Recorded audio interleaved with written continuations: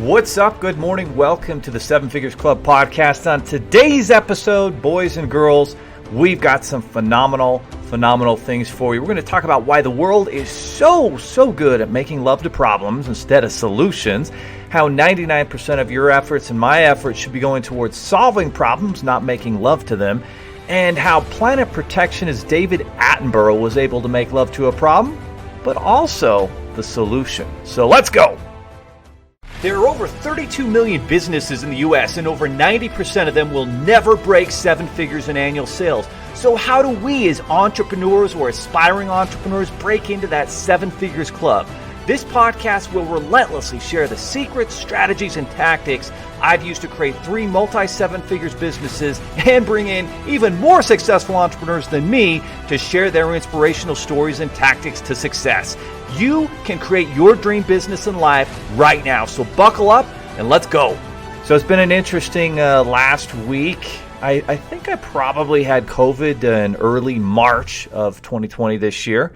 And that was a lot of fun. It was kind of before all the testing and everything, and the where I went in was sure, it must be influenza B. It was probably COVID, but it was a terrible recovery. I mean, it was just a weakness. It took about 1 week of being really weak. Usually when I'm sick, I'm still able to work out and function pretty well, but was not able to do that during that week. And the second week, I was able to kind of get back into the swing of things, but really was still weak and fatigued, exhausted, and really was kind of a full 2 week. And so last week, I came down with a fever, and it was gone in about 24 hours, but then I still had these lingering effects of whatever it is that I've had, and was still able to work. I stayed home a couple days and worked, make sure I didn't get anyone in the office sick, but it's been kind of a weird, slow recovery, and I'm finally starting to feel a lot better, but maybe 50% as bad as what I had in March. Maybe it was COVID, maybe it was influenza B, whatever it was. So that's what I've been going through. But again, always trying to focus on where the solutions, taking all the right medicines and supplements and the vitamin Ds, and trying to get whatever exercise I can in, even though I've been exhausted and fatigued. And today, with today's topic, this is a fascinating topic and one that everybody really needs to listen to, because I'm so damn tired of turning on the news day after day, and all I hear about is one problem after another. And very, very, very rarely are there solutions presented by our news and media. It's just, problem, make love to the problem, make love to the problem, problem. And that's literally what we all see and deal with all day long. And it's incredibly negative. It's incredibly ineffective. It's very unproductive. It's absolute poppycock, or if you prefer the term bullshit, it's bullshit, because there are no solutions being presented. And you see this oftentimes from our government. Our government is so good at making love to problems, but really shitty at actually finding solutions.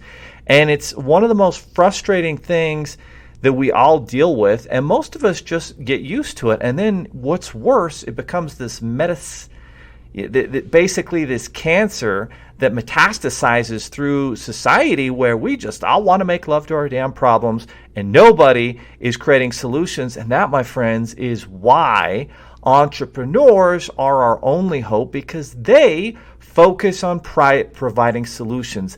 They take ownership of a problem and then fix it and continuously iterate to provide better solutions and better products and services to solve these problems. And it's something that really needs to be taught in school. It's something that needs to be taught at home to our children. And it's a vital concept that people continue to miss. And they do this all the time. So, for example, in the last few months, we've had an economic slowdown. We've had a pandemic. And I turn on the news last night, or rather my wife does, because I'm not a fan of the news, and our local news channel is telling us, there's been this many cases of COVID. There was only 3 deaths in Utah, so very low on the death percentage. The cases are going up. Cases are going up. Problem. And No solutions, just problems. And the only solution they've been able to really come up with is wear a mask. And, well, that's at least something that can be done. Unfortunately, recent studies are showing that 70-80% of those who actually get COVID were wearing a mask all the time. So I guess that's not really a big solution, is it? But what seems to be the real solution are the different medications and the different supplements and the different ways you can take care of yourself physically, like eating right and exercise and having the right supplements, the right vitamin D, and getting your B12 in every day. These are things that actually make a difference and actually prevent you from getting ill. Or if you do get ill, it's not a terribly long and painful recovery because you're taking the right things. Those are solutions that I'm not seeing very many people focus on. And they love to focus on, a vaccine, but vaccines, we all know, take a lot of time. So just another example of how poor our planet, our media, our governments all are at finding solutions and what they ought to be doing. And this is what is the biggest, it's just not rocket science, people. Instead of focusing 99% of our efforts and focus on those solutions, instead, it's probably the other way around. 99% of the focus goes to the problem, 1% to the solution. And how surprising is it that these problems continue to permeate and perpetuate through society? Now, over the weekend, I watched an amazing documentary on Netflix. It's The Life of David Attenborough, and I know you've seen his amazing nature and Blue Planet videos that he makes. He is English, and the BBC seems to make these amazing high-definition videos of nature. So it could be the ocean in the Blue Planet series that they have. It could be in some rainforests in Asia, in the Amazon. Could be the Rocky Mountains. Could be the North Pole, Antarctica. And so they have all these fascinating high-definition videos where we all have gotten to know nature. And it's amazing and very intriguing and fascinating look at all of these different animals we didn't even know existed 20, 30, 40 years ago. And David Attenborough has been at the forefront of this. And if you love our planet and nature, which I don't care what your political affiliations are, we all do. And maybe we love to hunt and explore and hike. And to me, that's some of the most fascinating times in life, where I'm hiking up Diamond Head in Hawaii, or I'm scuba diving in Cozumel on the Mexican Caribbean Maya coast there. Beautiful, beautiful area. And I love all these amazing areas in our world, and travel for me is something that is a massive passion. But going back to David Attenborough, so David Attenborough has had this extraordinary life. He's 93 years old, and he's still sharp as a tack, very, very intelligent, and very focused on solutions for the planet. And in this documentary that he's got on Netflix, he kind of starts at the beginning, where in the 60s he was traveling around the world and producing these videos and these shows about nature and fascinating animals and things on the planet, and things that people really had no idea about in terms of different species and how they're able to adapt and evolve, and just a fascinating look at nature in general. And as it goes through his life biologically, chronologically, it begins to show that, okay, when he first started, the percentage of carbon in the air was at like 250 or 60 parts per million or something like that.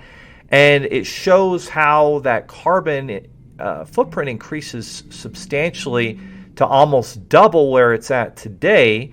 And then the other thing it shows is the percentage of the wilderness that was untouched and unharmed back then was at 65%.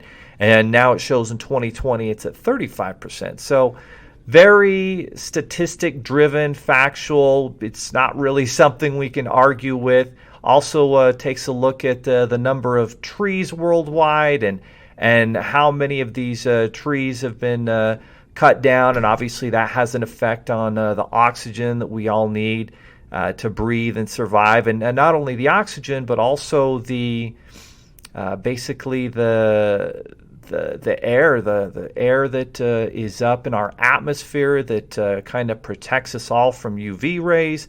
All of these things are being impacted, and it's not rocket science. Of course it is. Of course it is. Of course, with all of the different cars and fossil fuel burning factories and things that we have across the planet, like these are things that are indisputable. And what he talked about was over his lifetime, the world had warmed a full Celsius degree, which obviously is not positive because the impact has been that the coral reefs and the ocean are beginning to show signs and issues. And he finally explained the glacier things. I never really understood. Of course, glaciers are going to melt here and there as temperatures change. But the thing that he explained was that when the sun can't shine off of those white, shiny glaciers on the North and South Pole, then that causes the planet to heat up even more. And then obviously that hurts our wildlife. And if our wildlife's hurt, then that hurts our everything. It hurts the Earth's ability to produce the plants and the food that we need, and the animals and the wildlife that we do consume as a planet. And so he actually goes into some fascinating depth, and of course he does make love to the problem. I mean, he just does, and maybe he really needs to show us how bad things can get, and then he begins to prognosticate, okay, here's where we were in 1930, 50, 70, 90, 2020. Well, based off that trend and trajectory that we're on, here's where we're headed in 2030, 2040, 2080, 2100, and beyond, and paints a very, very, concerning picture where it will be a planet that overheats. It will be a planet that's difficult to grow food on. Nature and all of the many of the animals and the meat that we need to consume will also, take a nosedive, and obviously this will be negative and lead to billions of people passing away because of our inability to focus on the solutions to this problem. And then in kind of the second half of his documentary, he actually, for the first time ever that I've seen of somebody who's an environmentalist or all about protecting nature, finally breaks down solutions, and he presents a number of solutions that are going to be able to help. And he gives examples of, for example, Costa Rica, which had cut down more than 2/3 of its tree supply, and they took massive action to kind of stop that, and everybody started planting trees and they started giving out grants for people to plant trees. And fast forward, and now they're back to only a third down of their tree supply within 15 years. And so shows that there are solutions and that you can refill all of the different rainforests and trees and replace and re-energize all the wildlife that had been negatively affected. So he starts to show a solution there.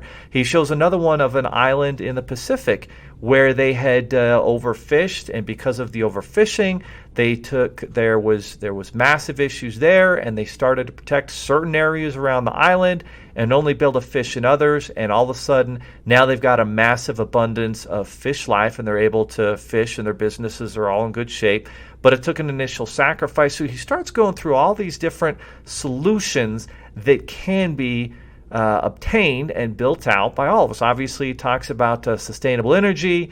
That's why we've got solar on our house, and electric car prices are starting to come down and become much more affordable. Elon Musk keeps on cutting the price, and it's awesome when you can have an electric car and come home and go in your garage and plug in your electric car and know that it's being powered by solar panels on your house.